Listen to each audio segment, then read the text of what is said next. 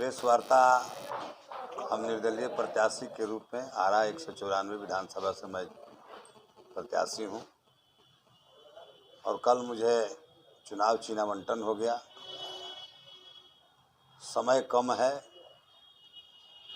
प्रयास हम कर रहे हैं कि सभी मतदाताओं के दरवाजे पर मैं जाऊं, कहीं छूट जाऊं तो जनता से माफ़ करने के लिए कि चुनाव जीतने के बाद आपके दरवाजे पाऊंगा। और आप लोग के माध्यम से हम चाहते हैं कि उन सभी मतदाताओं को अपना चुनाव चिन्ह हम पहुंचा सके, आग्रह कर सके, इसी के लिए आप लोग को बुलाए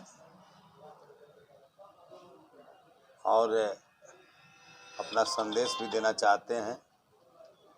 क्योंकि चुनाव जो हो रहा है, एक राजग गठबंधन से आदरणीय अमरेंद्र बाबू चुनाव लड़ रहे हैं और एक महागठबंधन से भाकपा माले के प्रत्याशी चुनाव लड़ रहे हैं। और हम समझते हैं कि निर्दलीय प्रत्याशी के रूप में मैं चुनाव लड़ रहा हूं और वहीं जनता से अपील करने जा रहा हूं। क्योंकि आरा जो शहर है, ये प्रबुद्ध लोगों का शहर है, व्यापारियों का शहर है।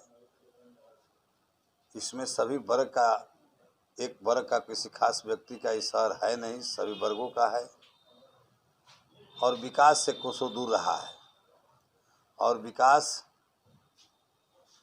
करने के मुझे लालसा है और इसलिए विकास मैं करना चाहता हूं। लोगों के आग्रह पर मैंने चुनाव लड़ रहा हूं।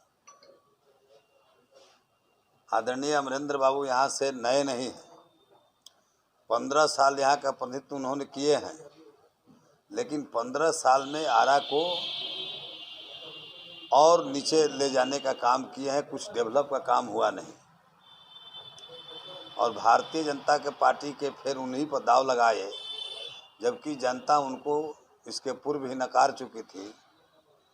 और अब उम्र के हिसाब से भारतीय जनता पार्टी में 70 एबव वाले लोगों को रिटायर किया जाता है, लेकिन अमरेंद्र बाबू को 74-75 वर्ष की उम्र में टिकट दे करके जब जवानी हालत में उन्होंने आरा का सेवा नहीं किए और अब उम्र हुआ उनका अपना शरीर दूसरे से सेवा कराने का, तो अब आरा के मतदाताओं से कह रहे हैं कि हम फिर पुनः आरा की सेवा करना चाहते हैं।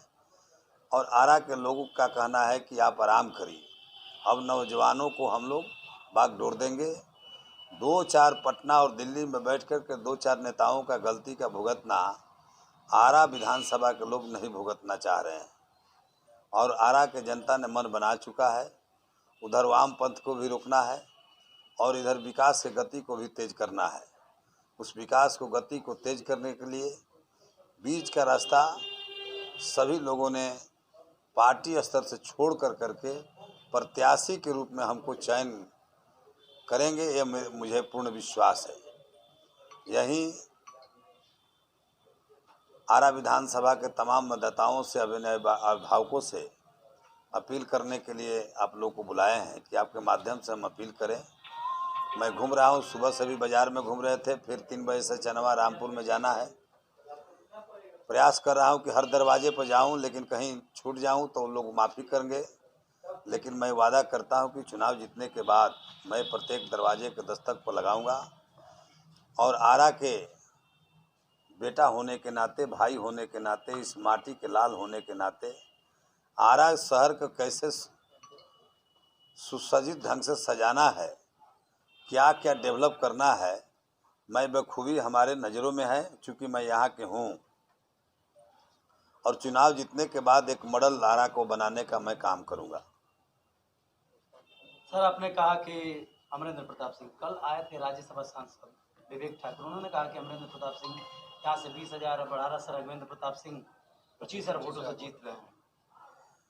हमको मालूम है, विवेक ठाकुर जी गए थे जगदेव नगर में, साफा लोगों ने कह दिया कि हम लोग उनको वोट देने नहीं जा रहे हैं। उन्होंने कहा कि भाई हमारा अपील करना काम है, प्रेस कॉन्फ्रेंस में बोल देना वोट कहाँ है उनका, वोट कहाँ है उनका। ये काहे नहीं बोले कि जगदेव नगर में गए थे तो लोगों ने कहा कि हम लोग अमरेंद्र बाबू को वोट नहीं देंगे। ये भी उनको ईमानदारी से बोलना चाहिए। जेडीयू एमएलसी रणविजय कुमार सिंह ने भी कहा कि बीजेपी में बागी नेताओं को टिकट दिया गया है, जो कार्यकर्ता या जो काफ़ी समय से थे उनका टिकट काट कर भाग किया गया है। क्या लगता है कि बीजेपी के इस तरीके के माहौल के बाद अन्य जो निर्दलीय उम्मीदवार उनको लोग